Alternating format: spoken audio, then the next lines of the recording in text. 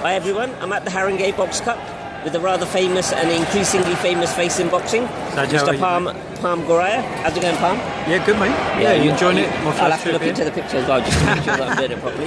Yeah, we're at, as is usual with most box cups or any boxing event, you see somebody that you know and you catch up on the old boxing. So, yeah, what's happening, Parm? What are you up to these days? Mate, still very focused on the online media. Still enjoy it, still get a buzz from it. As you know, and just want to say thanks for the support as well. So it doesn't go unnoticed. I always watch it on Instagram. You can catch him on Instagram, you can catch him on Twitter, and you can catch him on Facebook, and he might even have, and he's also got his own YouTube channel as well. And the .com website, so probox.com. So it's I'm just enjoying it. As you know, I've just had a recent visit with the IBF out to Italy. Yeah, that's right. Yeah, you saw Lee Salby and a few others there. I think Carl French was there. Carlos Taco, Jennifer Hahn, so many great fighters. But just to be in the company and just to get to see the other side, So for me, it was a real humbling experience, and I really enjoyed it, mate. So, like I said, it gives me a buzz, and I feel like I can do 18, 20 hours a day, still get up next day, and still be buzzing. Yeah. Do you do that just on its own, or is that sort of like a secondary thing? No, for me, it's more of it's a primary and a secondary thing. I mean, obviously, like the next person, I have to keep myself afloat. So, for a better word, I keep myself ducking and diving. Yeah, definitely the boxing side. Because I think boxing like that, innit? Ducking and diving. I think when you're involved in some capacity, there has to be some ducking and diving.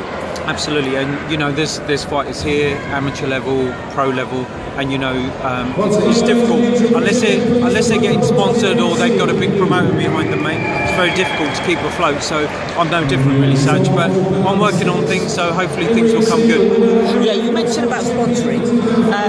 A lot of people who do this kind of thing, they're built up from the social media, like our friend Ben, I feel, and people like that. Yeah. You seem to be getting quite good sponsorship, if you don't mind me saying. You seem to be getting how does that work? Do you just put yourself out, or do people say, "Oh, look, I'll sponsor you if you can,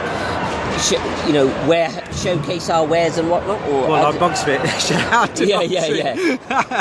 Oh yeah, such as that. BF. And it's got a whole kit on. KO.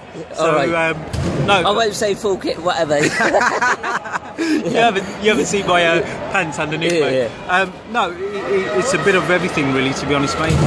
So it's putting yourself out there, obviously having good work behind you, and if you've got a recognisable brand, I think people do want to associate themselves as well. There's your friend in the background. Yeah, Cameron. He's judge, referee. Right, we're just interviewing Parm for this is my big bigging him up Cameron. and whatnot.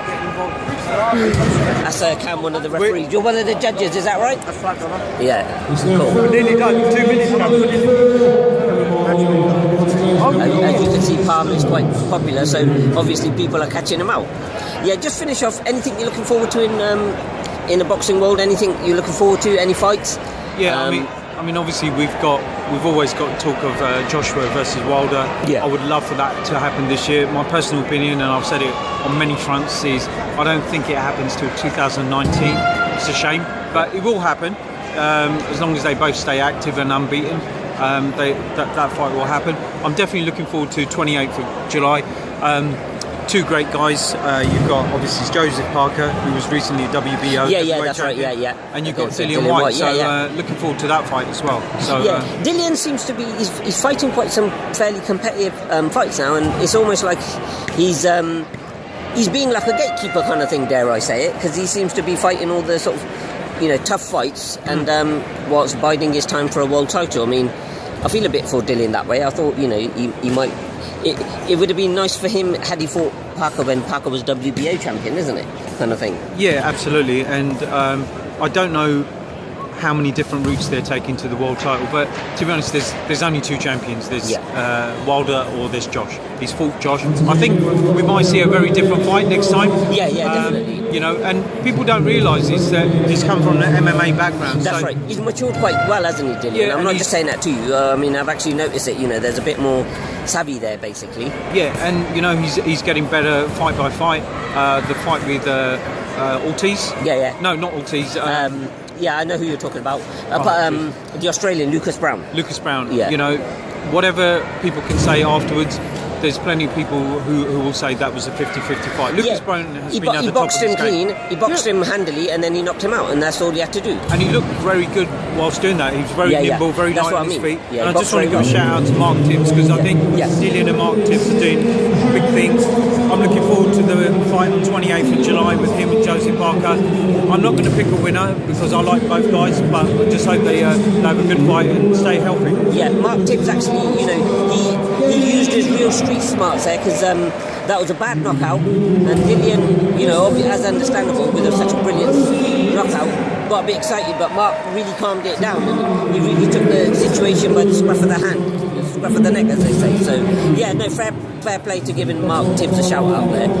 I did that as well when that actually event happened. Look, there's a lot of great guys in boxing, Saj, and even your time today, mate, I really appreciate it, because I know we've been trying to catch up for a while. Yeah, that's right. Yeah, so that's the thing, isn't it? The boxing family always meets up, so it's always good to see. And one thing, guys, Saj, myself, everybody involved in boxing, we're taking boxing to number one globally. That's what we're going to do. Yeah, that's right. Take care, everyone. Bye.